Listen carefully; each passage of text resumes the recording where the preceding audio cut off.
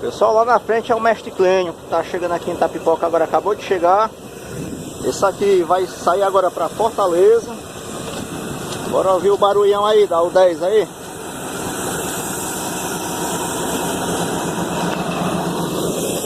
Valeu, meu irmão, boa viagem aí, meu.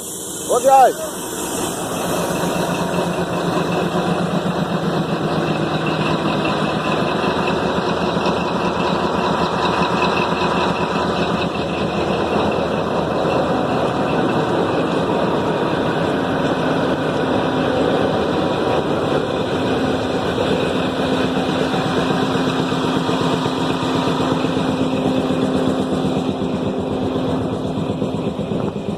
Saindo pra Fortaleza agora. E lá foi o Mestre Clênio, que acabou de chegar, sempre de Sobral. Vai voltar daqui a pouco pra Fortaleza. Esperando chegar outra composição de Sobral. Isso aí, pessoal. Boa tarde aí.